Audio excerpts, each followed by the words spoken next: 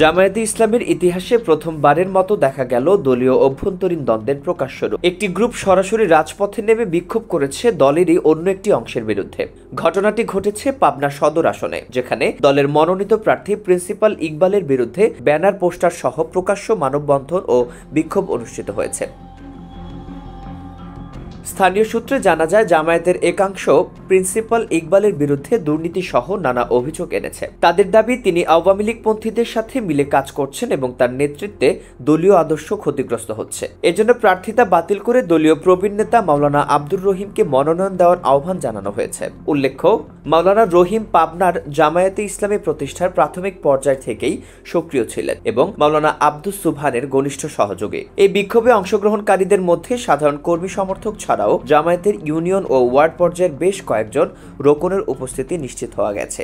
তারা বলেন, আমরা জামায়াতেরই কর্মী, কিন্তু অযোগ্য দুর্নীতিপরায়ণ প্রার্থীকে মেনে নিতে পারি না। বিক্ষোভের ব্যানারে প্রিন্সিপাল ইকবালের ছবির উপর ক্রস চিহ্ন দিয়ে লেখা ছিল, দুর্নীতিগ্রস্ত প্রার্থীর পরিবর্তন চাই। এই স্পষ্ট বার্তা রাজনৈতিক পর্যবেক্ষকদের কৌতূহল জাগিয়েছে যে দলের ভেতরে ভাঙন কি এখন আর গোপনে থাকছে না।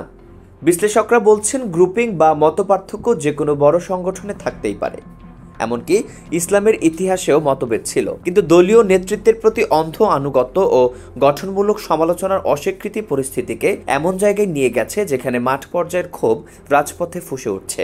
জামায়াতের এক শ্রেণীর অনলাইন কর্মীরাও এই উত্তেজনা বৃদ্ধিতে ভূমিকা রেখেছে বলে অভিযোগ উঠছে। তারা যে কোনো গঠনমূলক সমালোচনাকে দল বিরোধিতা বলে গালাগালি করে, যার ফলে অনেকেই নিজের অভিমত প্রকাশ করতে ভয় পায়।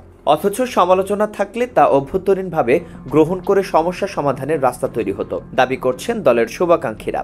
এই বাস্তবতায় একটি বড় প্রশ্ন সামনে এসেছে, জামায়াতে ইসলামের কেন্দ্র থেকে দেওয়া সিদ্ধান্ত কি প্রশ্নাতীত? অনেকে বলছেন, যদি কেন্দ্রীয় সিদ্ধান্ত ওহী রূপে ধরা হয় তাহলে সংশোধনের কোনো সুযোগ থাকবে না, যা ভবিষ্যতে আরো বড় সংকট তৈরি করতে পারে। দলটির বর্তমান বাস্তবতা হলো, ক্ষমতার কাছাকাছি গেলে হোক তার নির্বাচনী পর্যায়ে বা জনপ্রিয়তা, অভ্যন্তরীণ বিশৃঙ্খলা বাড়তে পারে।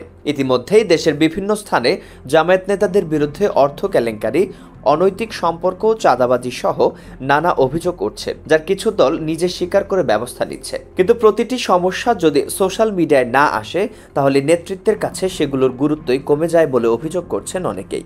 সুতরাং একমাত্র টেকসই সমাধান হতে পারে সংগঠনের অভ্যন্তরে আলোচনা, প্রয়োজনে সোশ্যাল মিডিয়ার আলোকপাত এবং সবচেয়ে গুরুত্বপূর্ণ, মাঠ পর্যায়ের কর্মীদের মতামতের প্রতি সম্মান। অন্যথায় এ ধরনের ঘটনা শুধু পাবনা নয়, ভবিষ্যতে অন্যান্য এলাকাতেও পুনরাবৃত্তি ঘটতে পারে। এটাই সময় জামায়াত ইসলামীর জন্য আত্মসমালোচনা ও সংস্কার উদ্যোগ গ্রহণ করার। দলীয় ঐক্য ধরে রাখতে হলে গঠনমূলক মতভেদকে দমন না করে বরং তাকে সমাধানের মাধ্যম বানাতে হবে, নতুবা রাজপথে দলীয় গ্রুপ মুখোমুখি হওয়ার এই অনাকাঙ্ক্ষিত চিত্র ভবিষ্যতের জন্য অশনি সংকেত হয়ে থাকবে।